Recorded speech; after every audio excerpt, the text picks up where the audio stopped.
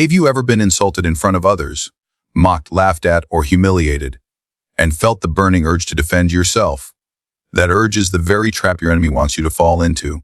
Today, we will uncover Machiavelli's ruthless strategy to turn humiliation into power and leave your enemy broken without lifting a sword. When a man humiliates you, the wound you feel is not in the body but in the pride. His words strike like arrows, not because they are sharp, but because you permit them to pierce your skin. This is the first truth you must understand. Humiliation has no power until you give it power. The crowd may laugh, the enemy may smirk, but the battlefield is not in their words, it is in your reaction. This is why I tell you, never react emotionally. The moment you react with anger, with shouting, with flustered defense, you have already lost the game of power. Consider carefully the nature of insult. Why does a man choose to humiliate another in public? Not out of truth, not out of justice, but out of weakness disguised as strength. The one who insults seeks a performance, a theater in which he can appear strong at your expense. If you grant him what he desires, your rage, your trembling voice, your attempt to justify, you become the actor in his play, and he the director. You have surrendered your role as the prince and taken the role of the fool. This is why the wise must remain unmoved. When your enemy throws venom at you, you must stand as a statue carved from stone. Do not flinch, do not respond, do not let the audience see even the faintest twitch in your armor. Silence is your sword, composure is your shield, for in that silence the crowd begins to turn. At first they look at the accuser, eager for the spectacle.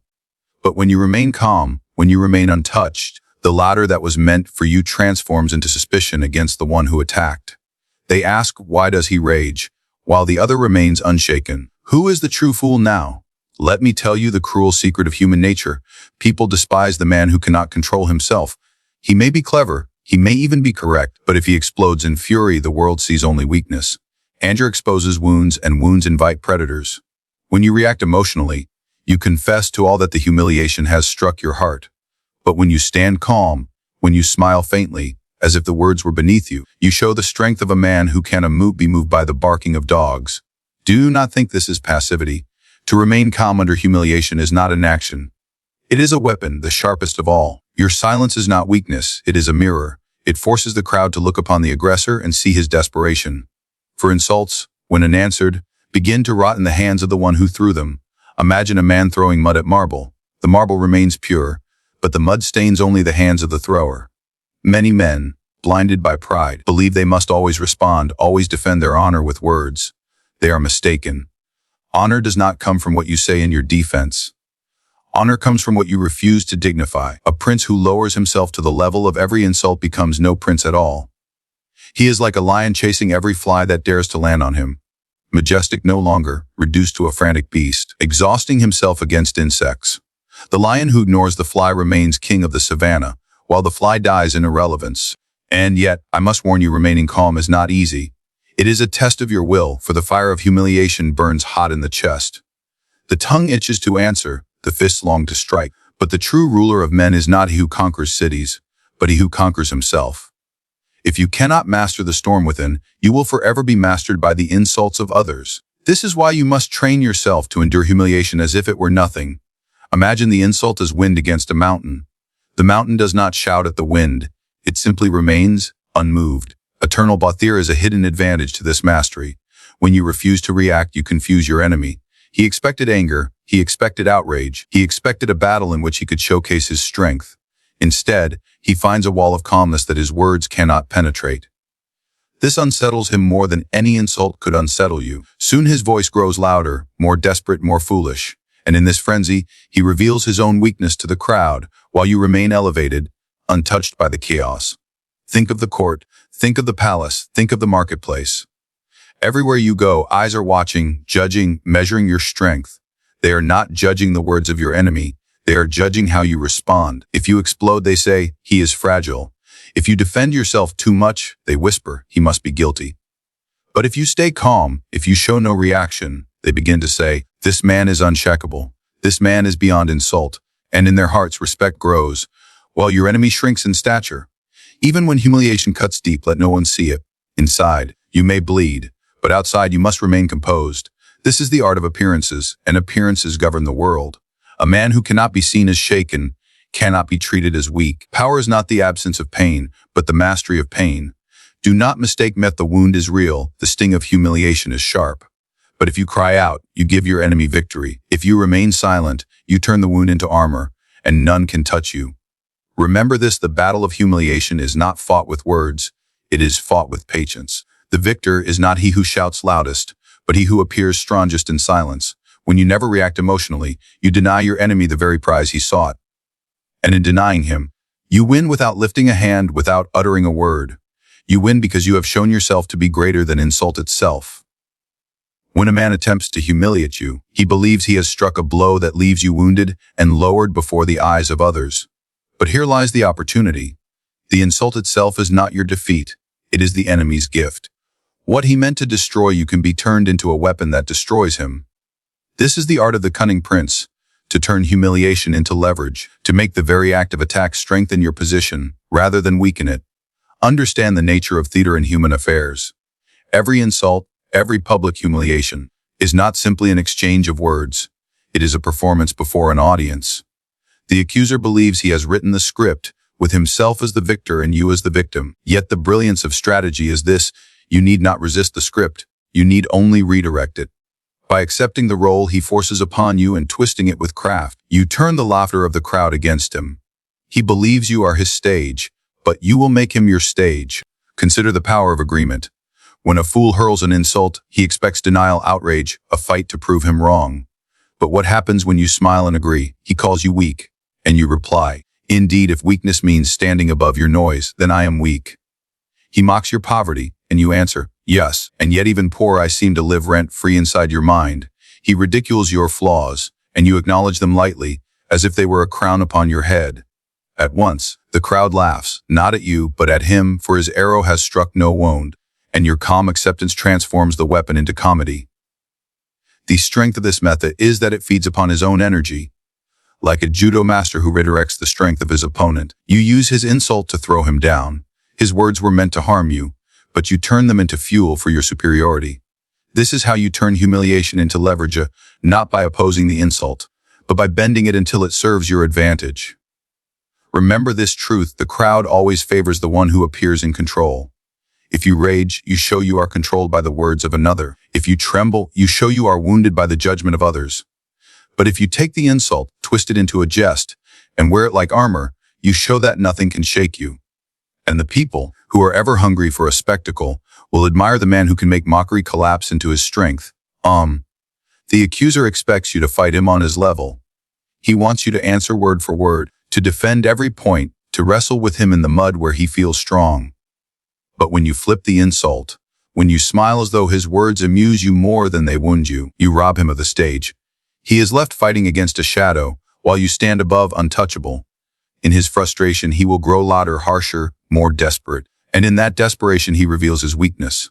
The crowd sees it. They whisper, "Why does he fight so hard against a man who does not even resist?" His fury exposes him, while your composure elevates you.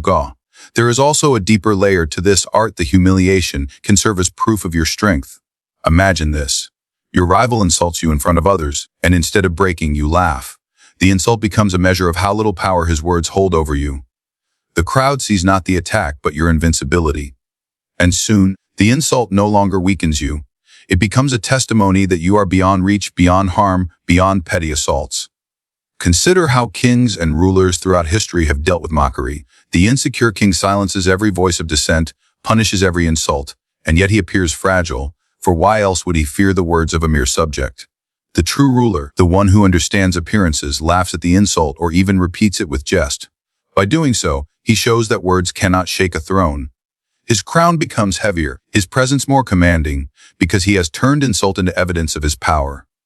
You must also understand the element of surprise. When a man humiliates you, he prepares himself for your retaliation. He is ready for your anger, your defense, your counterattack. But he is never ready for your amusement. Nothing unsettles an enemy more than when his deadliest arrow is met with laughter. In that moment, he feels powerless, for he has played his strongest card, and you have turned it into nothing more than a joke. And the crowd, who delights in cleverness more than cruelty, now favors you over him. To turn humiliation into leverage requires discipline of mind. You must train yourself to hear insults as opportunity, not as injury. When others laugh at you, do not feel their laughter is against you. It is energy you may redirect. Every chuckle, every sneer can be twisted into applause when you show mastery over the sting of words. This is how men of power rise above those who live only to attack them, by converting venom into nourishment, by transforming humiliation into the stage upon which the strength is displayed. Do not be mistaken, this is not submission. It is conquest of a higher form. To agree with the insult in jest, to flip it, to turn it against its master. This is to dominate without appearing to fight. And domination without struggle is the purest expression of power. The enemy becomes frustrated, the crowd becomes entertained, and you emerge as the one who cannot be humiliated. For every attempt to shame you becomes a stone in your throne. When a man hurls humiliation at you, he longs for noise. He wants the clash of words, the thunder of your outrage, the spectacle of your defense. He seeks to pull you into a quarrel where he can display his sharpness and make you appear diminished. Yet Machiavelli teaches, do not give him what he wants. Do not grant him your voice, your explanation, your anger. Instead, wrap yourself in silence, for silence is not emptiness. It is a weapon. It is the most unsettling response you can give to an enemy who craves attention. Consider the nature of men. The human mind cannot endure uncertainty. When you remain silent, when you give no reply, the enemy begins to wonder, what is he thinking? What is he planning? Why does he not strike back? And the audience too begins to question, does his silence come from wisdom, or from superiority, or from a power too great to be disturbed by petty insults? In silence, you do not give them answers. You give them questions, and questions are far more dangerous than words. The fool believes that victory comes from speaking loudest, from filling the air with insults and accusations. But the wise man knows that power comes from saying less. A single word withheld at the right moment weighs heavier than 1,000 words spoken in anger. To remain silent is to leave your opponent wrestling with shadows. He cannot strike what does not respond. His fury grows, his voice rises, and in that rising he exposes his weakness. The crowd sees it. They whisper, why does he rage so much against a man who does not even answer? And in their eyes the accuser becomes small, while you grow larger by doing nothing. Imagine this: a rival insults you in front of many. The people turn to see your reaction, expecting outrage or defense. But instead you stand calm, your eyes steady, your lips unmoved. You speak no word, you offer no explanation. That silence becomes heavier than any response could ever be. The crowd feels it in their bones, as though something profound has just happened. They begin to think, perhaps the insult was unworthy of reply. Perhaps the target is too great to be touched by mere words. Your silence has reshaped the narrative without effort. Know that mystery is a form of power. The more you reveal, the more others can use against you. But when you remain silent, when you withhold your thoughts and feelings, you deny your enemies their weapons. They cannot predict you, they cannot measure you, they cannot know where to strike. You become like a shadow in the night, seen but untouchable. Men fear what they cannot understand, and respect what they cannot rid. Thus, by refusing to answer, you create an aura of depth, as though you hold secrets beyond the comprehension of ordinary minds. There is also a cruel beauty in silence. Words once spoken can be twisted, mocked, or forgotten, but silence cannot be touched.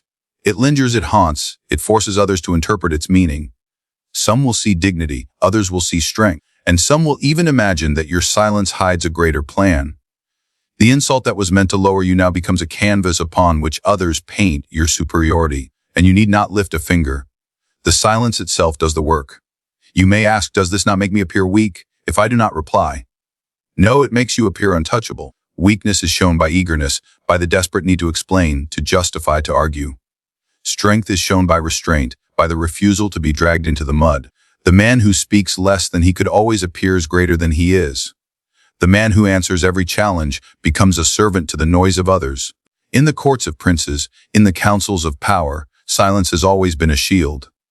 The one who reveals too much is soon betrayed by his own words. But the one who speaks little, who answers insults with a calm gaze and nothing more, becomes an enigma. And in politics, in power, in every human affair, the enigma commands more respect than the fool who reveals all. When you say nothing, they must guess. And in their guessing, they will give you more credit than you deserve. Think of the effect on your enemy. He wanted you to fight, to explain. He wanted to stand against you in a contest of words, where he might outwit you or at least draw you down to his level.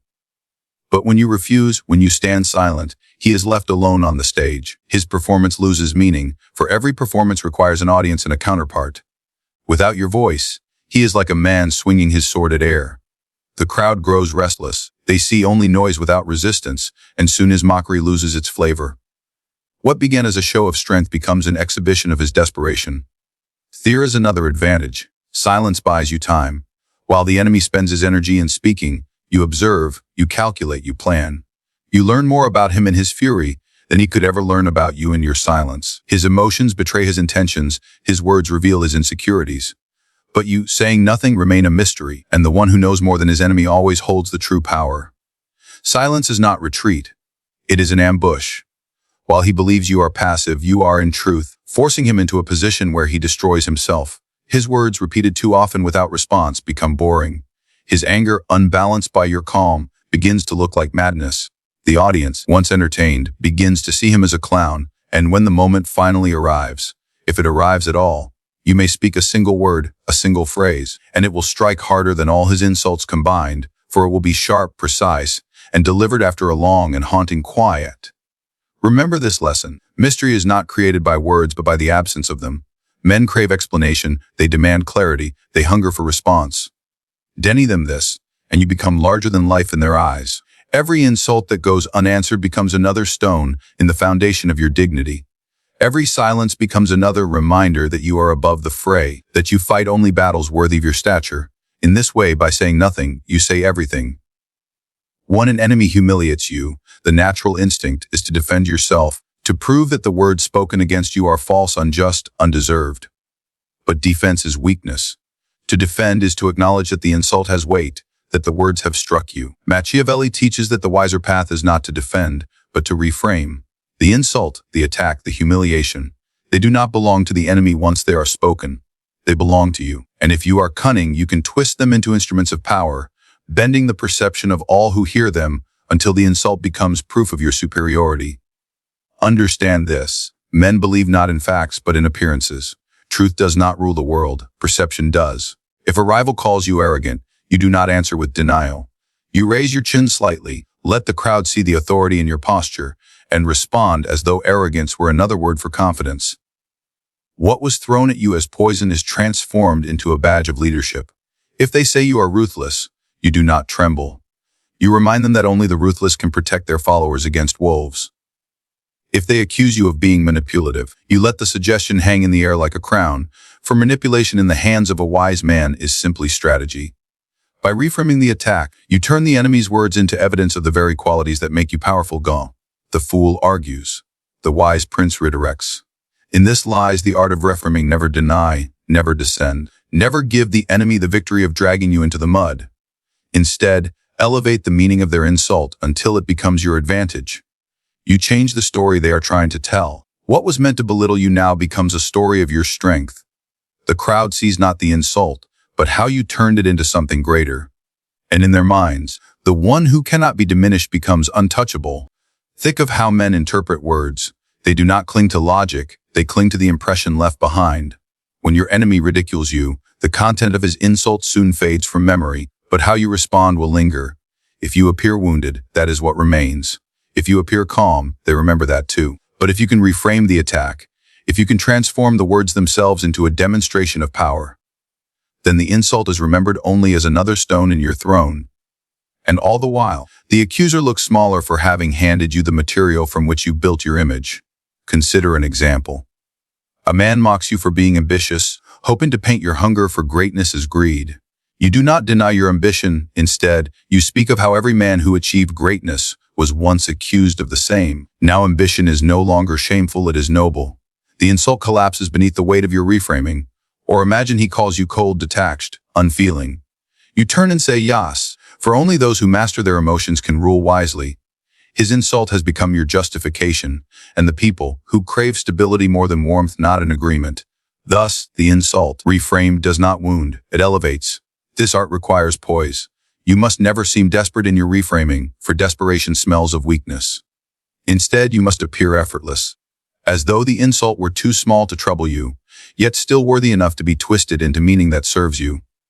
In this way, you appear both untouchable and clever, and the crowd admires the grace with which you turn venom into honey.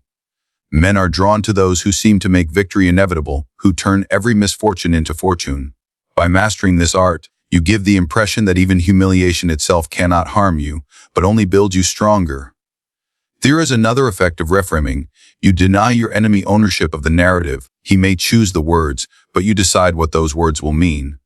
It is like a general who lets the enemy march first, only to surround him and turn his advance into a trap. The one who insults you believes he has gained ground, but in truth, he has only handed you the materials of his own defeat. You own the meaning, and meaning is power. This is why reframing is superior to defense, because defense accepts the enemy's narrative, while reframing seizes it, reshapes it, and uses it against him. And what of the crowd? They love transformation. They admire the man who can take an attack and emerge stronger. For deep within, they know they themselves are vulnerable to humiliation. They know the sting of insult, the fear of ridicule, and when they see you turn an attack into strength, they do not merely respect you. They long to be like you. They feel that you possess a secret armor, an alchemy of words that makes you immune to the harm they themselves cannot bear. This admiration translates into loyalty, and loyalty is the foundation of power. You must also remember that to reframe is to rise above. Do not linger on the insult itself, for that lowers you. Instead, shift the ground entirely. If a rival says you are reckless, speak of daring and courage, and how fortune favors the bold. If he says you are cruel, speak of justice and necessity, and how mercy without strength is weakness. In each case, you do not battle him on his terms. You elevate the meaning beyond his reach. He throws stones, you build temples with them. The more he attacks, the more material you gather for your construction. In politics, in courts, in the marketplace, in the affairs of men, this art separates the weak from the strong. The weak take insults as wounds. The strong take insults as tools. And in the long game of power, perception rules over all. If every attempt to humiliate you only makes you appear greater, then your enemies will soon fear to attack at all. For who would hand his rival the very weapons by which he gains glory? Thus, humiliation, once reframed, ceases to be humiliation at all. It becomes the stage upon which your supremacy is displayed.